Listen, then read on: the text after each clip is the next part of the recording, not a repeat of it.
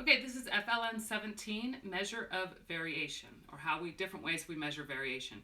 Variation means the difference, the variance, the variables, the difference between our data set. So one of the easiest ways to measure variance or variation is to look at your data set and find the range. And the range of your data set is the greatest number the smallest number subtracted from the greatest number, or the difference between the highest number in your data set and the lowest number in your data set. So in our example here, we have the different lengths of Burmese pythons that they collected in the wild. And so here we have, and it's all the length in feet, 18.5, 11, 14, 12.5, 16.25, 8, 10, 15.5, 6.25, and 5. So which is our longest Burmese python? The 18.5 is the biggest number in that data set. And which is our smallest number in the data set? 5. So if I'm going to find range, do it in black. If I'm going to find the range of my data set, the range is the greatest number, 18.5, and you subtract the smallest number, 5. And when you subtract those two, you get 13.5 feet. That is the range of this data set. You can think of that as how far it ranges from big to small. Okay, so now we're going to talk about variance in another terms is quartiles. So before we learned about the median, and the median is the halfway point between all my data sets when I line them up numerically.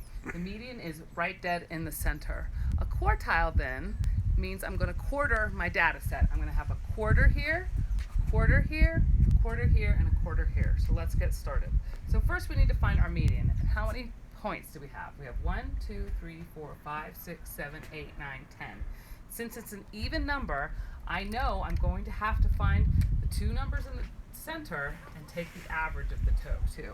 See, I have 1, 2, 3, 4 to the lower half of the median, and 1, 2, 3, 4 on the upper half of the median. And what is the average, or the mean, between 28 and 30? That's 28 plus 30 divided by 2. 28 plus 30 is 58, and 58 divided by 2 is 29. So 29 is my median data point. This is also called the second quartile because I have now split my data set up into two distinct parts. My next number I need to find is the first quartile. So I take the lower half of the data set and I find the median here. Again, this is an even number. Well, actually, here's my quartile. So this is the lower half of my data set. So that's actually an odd number. 1, 2, 3, 4, 5. There are 5 numbers here in the lower half of my data set. So this number 22 is the median because there's 2 below it and 2 above it in the lower half of the data set. So quartile 1 is 22. Now on the upper data set, here I have 1, 2, 3, 4, 5 numbers again. So I'm going to look at this data set. I'm going to find the median again. And I have 2 below, 1, 2, and 2 above, 32. So 32 is my third quartile. So when looking at this data set, I have 22 for the first quartile, 29 for the second quartile, and 32 for the third quartile. Okay, the next thing I'm going to measure is the interquartile range, which is called the IQR. And again, range, remember, is when you subtract two numbers to find out how far they all are apart from each other. So I'm going to take the bigger number, I take the QR, and I subtract the Q1. And that is equal to the interquartile range. So my Q3 for this is 32, and my Q1 for this is 22, and when I subtract them, I get 10. Now again, we're going to use this number to calculate variance and see if we have outliers in our data set. Okay, this dot plot shows the top speeds of 12 race car drivers. So on the bottom here is the speed in miles per hour. Okay. And these are the different race cars. So let's first see. We have 12 race cars. 1, 2, 3, 4, 5, 6, 7, 8, 9, 10, 11, 12. Just looking at this data, you'd be hard pressed to tell people different information about it.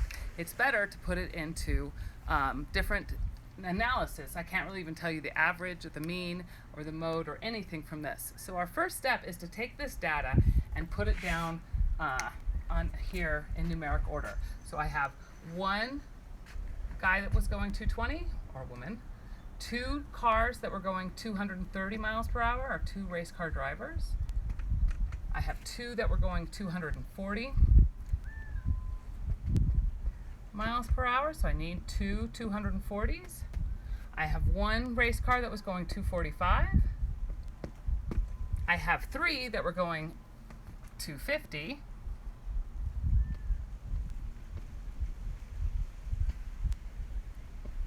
One, two, three. 1, 2, up. I almost lost 1, 2, 3.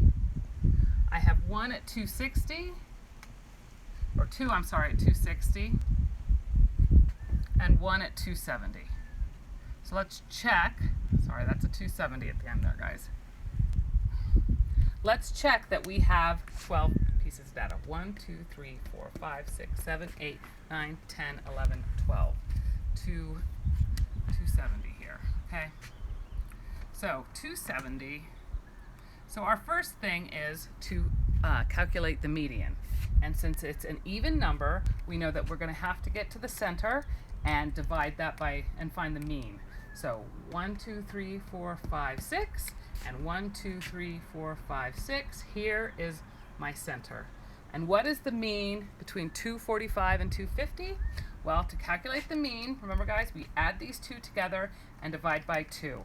And when I add these two together and divide by 2, I get 247.5 is my mean. And remember, that is considered my second quartile because I've now split my data into half. Now I have to split these halves into halves. So I'm going to split these halves into halves. So on the left hand, the lower side, I have 1, 2, 3, 4, 5, 6. So again, I'm going to come in 3, 1, 2, 3, and 1, 2, 3. Here is my center here. And what is the average, or what is the median mean between 230 and 240? It is 235. So Q1 is going to be 235 right here. Okay, so again, I'm splitting my data up. Here is the lower half, and then I've split the lower half into 2 quarters again. All right, now I have the upper half. And on this side of the upper half, I also have 6 data points. Here's the upper. 1, 2, 3, 4, 5, 6. So when I go into the center, I have 250 and 260 are my center of the upper half of my data. And that is Q3. And what is the mean between 250 and 260? It's going to be 255. So now looking at this data set, I have now found my median is 245, Q2. That's the median that everyone's racing. And then this Q1 splits this into the lower half data, and this Q3 splits it up into the upper half of the, or a quarter, I should say, of the data. So here's 1 quarter using Q1 as the boundary. Here is another quarter that uses Q1 and Q2 as the boundaries. Here's the 3rd quarter that uses Q2 and Q3 as the boundaries, and the 4th quarter uses Q3 and the end, the last of your data point as the boundary. Okay, how are we going to calculate the IQR? We are going to take my Q3 and subtract my Q1. So Q3 up here was 255, and I'm going to subtract, 255, my Q1, which was 235. And when I subtract those two, I get the IQR. And the difference between those are 20. Now, we are going to work on later how we use this IQR to find outliers. There's a calculation where you multiply the IQR by 1.5 and add it to your mean to get the upper echelon, or subtract it from your Q1 to get the lower, and see if things are outside of that. That would be an outlier in your data.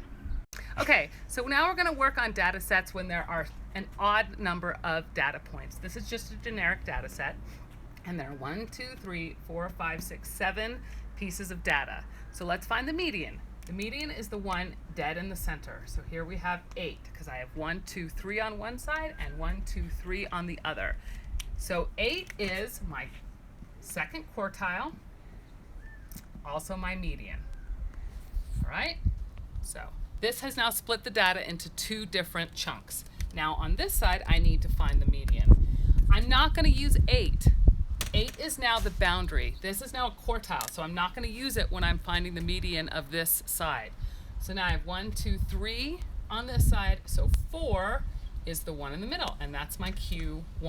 Q1 is 4, because 8 is its own boundary now, 4 is its own boundary now, and it splits the data into quarters.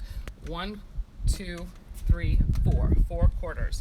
Now let's do the upper range above our median. I have again 1, 2, 3 data points.